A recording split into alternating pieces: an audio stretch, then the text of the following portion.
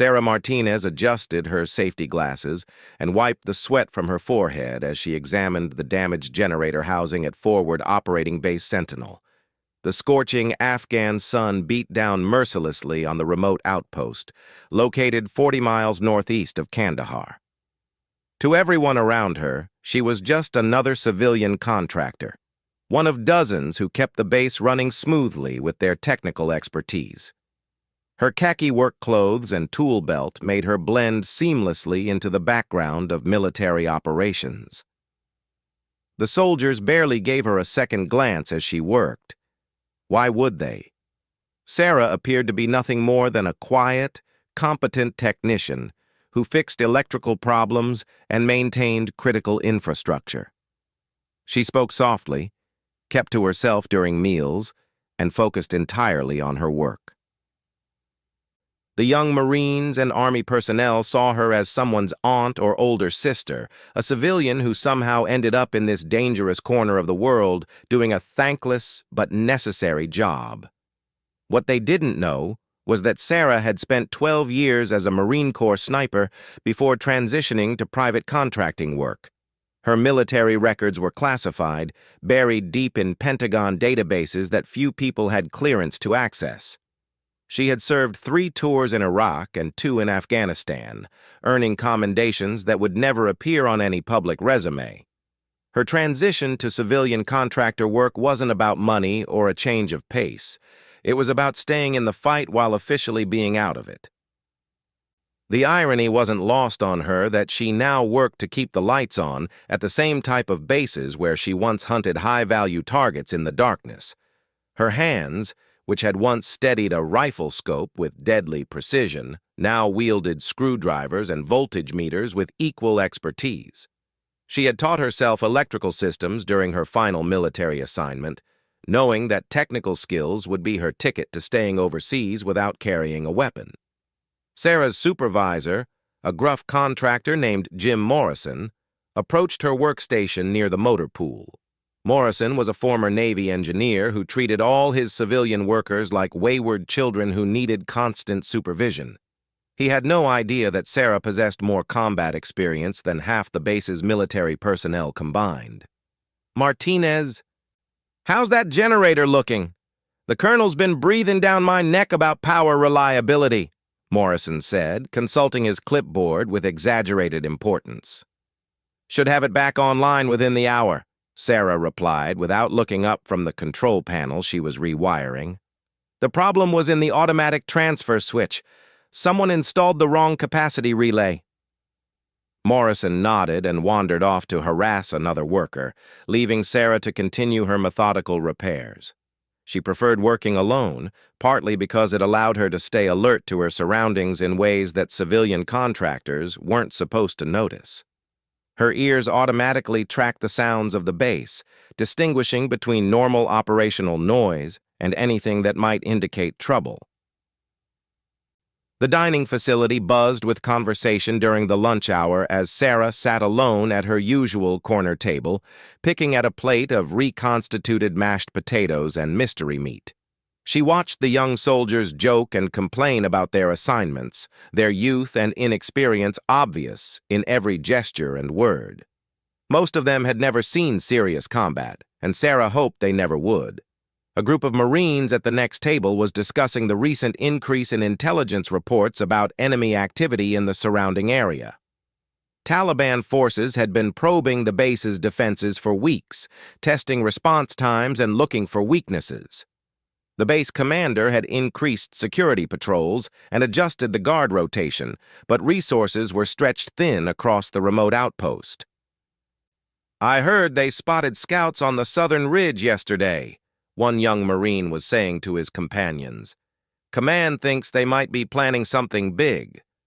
Sarah continued eating without appearing to listen, but her mind automatically processed the tactical information. She knew the terrain around the base better than most of the current military personnel, having studied it extensively during her previous deployments. The southern ridge offered excellent observation positions and multiple escape routes for anyone conducting surveillance. After lunch, Sarah returned to the generator housing to complete her repairs. The work was methodical and familiar, allowing her mind to wander while her hands performed the routine tasks. She thought about her daughter Emma, now 15 and living with Sarah's ex-husband in Colorado. Emma believed her mother fixed computers for the government, a cover story that was technically true but deliberately vague about the location and nature of the work. The afternoon heat was becoming unbearable when Sarah finally restored power to the backup generator system. She ran through the startup sequence twice to ensure everything was functioning properly, then gathered her tools and headed back toward the maintenance building. The base seemed quieter than usual, with most personnel seeking shade during the hottest part of the day. As she walked past the communications center, Sarah noticed increased radio chatter through the open doorway. The duty operators seemed more focused than usual, and she could hear fragments of reports about movement in the hills surrounding the base. Her instincts, honed by years of combat experience, began to whisper warnings that she forced herself to ignore. She was a civilian contractor now, not a Marine sniper. Her job was to fix electrical problems and stay out of the way. Back in the maintenance building, Sarah updated her work log and prepared to tackle the next item on her assignment list, a faulty air conditioning unit in the command building. The mundane nature of the work was both comforting and frustrating. Part of her missed the adrenaline and sense of purpose that came with military operations, but she had made her choice when she decided to leave active duty. The sun was beginning its descent toward the horizon when Sarah finished her workday and returned to her small quarters in the contractor housing area. The building was a converted shipping container that had been divided into individual living spaces, each barely large enough for a bed, desk, and personal storage locker.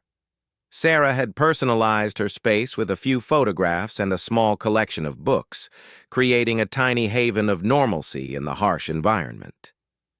She was settling down to read when the base's alert system began broadcasting an urgent announcement over the loudspeakers. The loudspeakers crackled to life with the base commander's voice cutting through the evening air like a blade. "All personnel to battle stations. This is not a drill. We have multiple hostile contacts approaching from the south and east. Civilians report to designated safe areas immediately." Sarah was on her feet before the announcement finished, her body responding to the familiar cadence of combat alerts with muscle memory that 12 years of civilian life couldn't erase. Through her small window, she could see soldiers running toward their defensive positions, while civilian contractors emerged from their quarters looking confused and frightened. The tactical situation became clear within moments, as automatic weapons fire erupted from multiple directions around the base perimeter. This wasn't a probing attack or random harassment. The coordination and timing suggested a well-planned assault designed to overwhelm the base's defenses. Sarah estimated at least 40 attackers based on the volume and pattern of incoming fire. While other contractors huddled in the designated safe room, Sarah found herself moving in the opposite direction. Her feet carried her toward the maintenance building where she kept her personal gear, a collection of items that would seem innocent to casual observers, but held deeper significance. Hidden beneath false bottoms in her storage locker were items she had hoped never to need again. The base's defensive systems were already engaging targets as Sarah reached the maintenance building. The automated sentry guns were chattering steadily, and she could hear the distinctive sound of mortars being fired from the base's defensive positions. But the incoming fire was intensifying, and she could tell that the attackers had achieved tactical surprise and numerical superiority. Sarah opened her storage locker and quickly retrieved items that no civilian contractor should possess. A rangefinder disguised as a construction tool, night vision goggles hidden inside a tool case, and most importantly, a disassembled sniper rifle that appeared to be spare electrical equipment when properly concealed.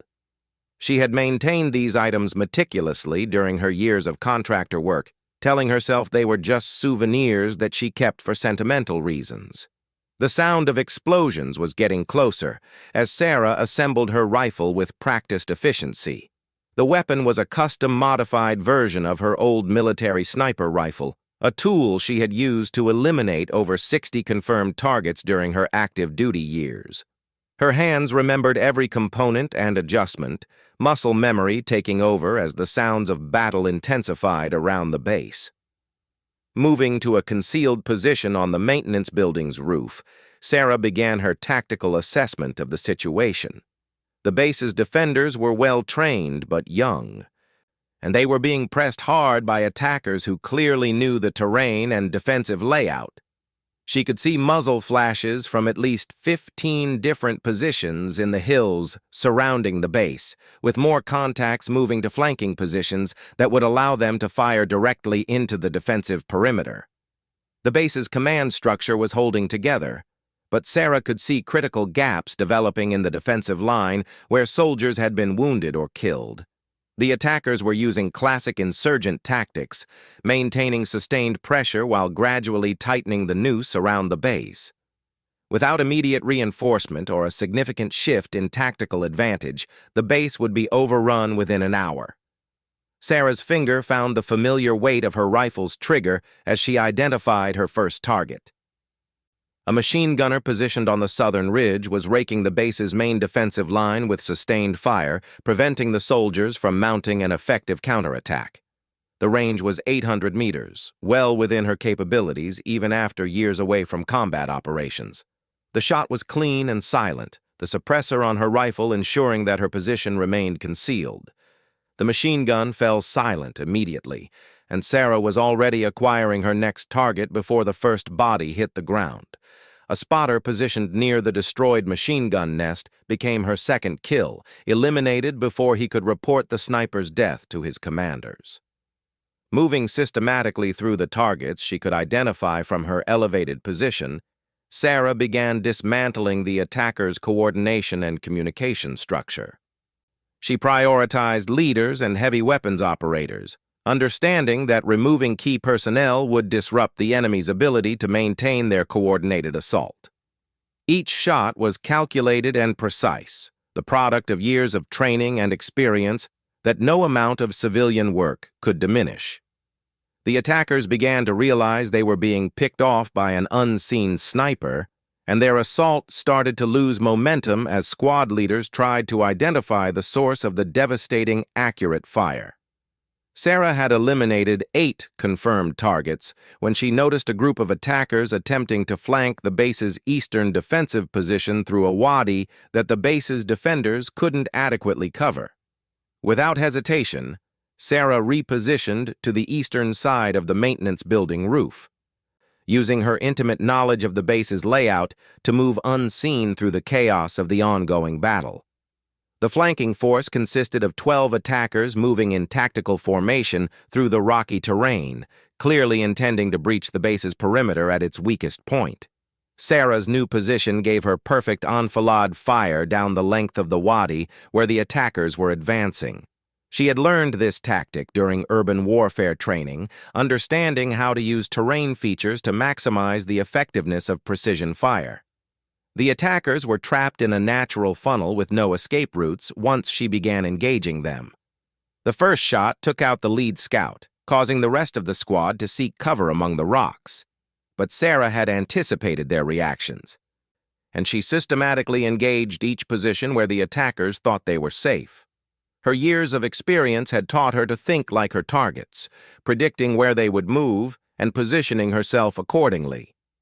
Within 10 minutes, Sarah had eliminated the entire flanking force, turning what should have been a devastating breach of the base's defenses into a killing field that the attackers couldn't escape. The base's defensive systems were beginning to gain the upper hand as the coordinated assault fell apart under the pressure of losing key personnel and tactical advantages. As the immediate crisis began to stabilize, Sarah realized she was no longer just a civilian contractor hiding a military past. The remaining attackers were beginning to retreat when Sarah identified the most critical target of the engagement. Through her rifle scope, she could see a man in tactical gear directing the withdrawal from a commanding position on the northern ridge. His equipment and positioning marked him as the operations commander, and eliminating him would ensure the attackers couldn't regroup for another assault. The shot required every skill Sarah had developed during her military career. The range was over 1,000 meters, and the target was partially concealed behind rocky terrain that provided natural cover. Wind conditions were challenging, and the fading light made target identification difficult. But Sarah had made similar shots under worse conditions during her deployment years, and her muscle memory guided her through the complex calculations required for extreme long-range precision fire. The commander dropped immediately, and Sarah watched through her scope as the remaining attackers abandoned their organized retreat and fled in panic across the rocky hills. Without leadership and having lost over half their force to her precise intervention, the assault had collapsed completely. The base's defenders were already moving to secure the perimeter and tend to their wounded comrades. Sarah quickly disassembled her rifle and concealed the components before making her way down from the maintenance building roof. The battle was over, but she knew that her actions would have consequences that extended far beyond the immediate tactical victory. Too many people had observed the devastating sniper fire that had turned the tide of the engagement, and questions would inevitably be asked about its source. Colonel James Harrison, the base commander, was already conducting a tactical assessment when Sarah approached the command center. She could see him studying reports and trying to understand how his defensive forces had managed to repel a coordinated assault that should have overwhelmed their capabilities. The confusion on his face was evident as he tried to reconcile the enemy casualties with the weapons and personnel available to his defenders. "Colonel," Sarah said quietly as she approached his position near the communications center, "I need to speak with you privately." Harrison looked up from his reports with surprise, having barely noticed the civilian contractor during the months she had worked at the base. His expression showed mild irritation at being interrupted during such a critical moment, but something in Sarah's demeanor made him reconsider his initial response. "Ma'am, this really isn't the time for maintenance reports or equipment issues," Harrison replied, his voice showing the strain of the recent combat engagement. "Whatever needs fixing can wait until morning." Sarah met his gaze steadily and spoke in a voice that carried unmistakable authority despite her civilian clothes and contractor status. "Sir, I'm the sniper who eliminated 20 hostiles during the engagement. We need to discuss how you want to handle this situation." The colonel's expression changed dramatically as he processed her words. His eyes moved from her face to her hands, noting calluses and scars that he had never noticed before. The quiet contractor who had fixed generators and air conditioning units suddenly appeared completely different, her posture and bearing revealing military training that had been hidden beneath years of civilian cover. 20 confirmed kills?" Harrison asked, his voice dropping to ensure their conversation remained private. "You're telling me that a civilian electrical contractor just single-handedly broke up a coordinated assault on my base?" Sarah nodded once, her expression remaining neutral despite the magnitude of what she was revealing. "Former Marine Corps sniper, 12 years active duty with multiple combat deployments. I transitioned to contractor work 3 years ago, but maintained my equipment and skills. The enemy force was approximately 40 strong with excellent tactical coordination. I engaged priority targets to disrupt their command structure and eliminate their tactical advantages." The colonel was quiet for several moments as he absorbed the implications of her revelation. The official reports would show that his base had successfully repelled a major assault with minimal casualties, but the real story would raise questions that neither of them was prepared to answer through normal military channels. "What's your real name and classification level?" Harrison asked, his voice taking on the tone he used for sensitive operational discussions. "Sarah Martinez, former gunnery sergeant, United States Marine Corps. My service records are classified above your clearance level, sir." I have contacts at the Pentagon who can verify my credentials and discuss appropriate next steps for this situation. Harrison studied her carefully, seeing the woman he had barely noticed transformed into a highly trained military professional whose presence at his base was clearly not coincidental. The pieces of a larger puzzle were beginning to form in his mind, but he understood that some answers would have to come through channels that existed far above his operational level. The immediate aftermath of the engagement required careful handling from both operational and political perspectives.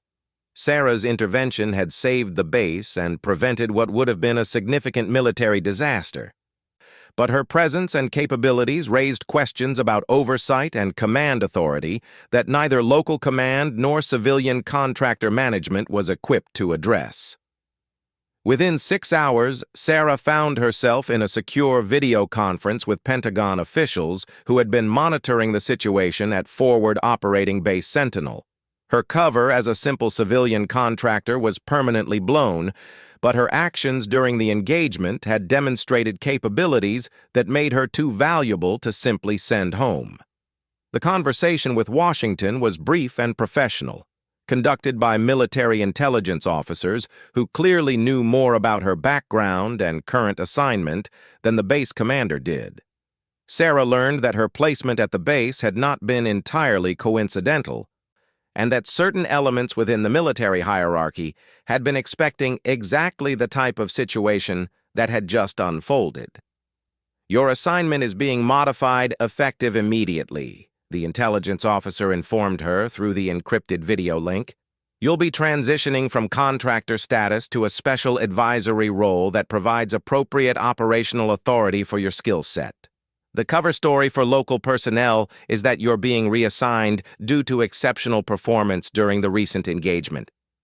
3 days later, Sarah Martinez officially became a Department of Defense civilian advisor with security clearances and operational authority that matched her actual capabilities. Her quarters were moved to the military section of the base, and her tool belt was replaced with military equipment, appropriate for her new role. The young soldiers who had barely noticed her before now looked at her with a mixture of awe and respect, understanding that the quiet contractor who had fixed their generators was actually one of the most dangerous individuals on the base. The story of her intervention during the assault spread quickly through the ranks, growing in the telling until she became a legend among personnel who had witnessed the aftermath of her precision fire. Sarah's daughter Emma received a carefully worded letter explaining that her mother's job responsibilities had expanded and that communication would be more limited for security reasons. The cover story remained technically accurate while concealing the fact that Sarah Martinez had returned to the war in an official capacity after 3 years of unofficial preparation. Standing on the base perimeter as the sun set over the Afghan mountains, Sarah reflected on the strange path that had brought her back to active military operations. She had spent years trying to leave the war behind, only to discover that the war had never really left her. The tools and training that had defined her military career remained as sharp as ever, waiting for the moment when they would be needed again. The attack on Forward Operating Base Sentinel had ended with 20 hostile casualties and 0 friendly losses, a tactical victory that would be studied and analyzed by military professionals for years to come. But for Sarah Martinez, it marked the end of her attempt to be just another civilian contractor and the beginning of a new chapter in a career that had never really ended.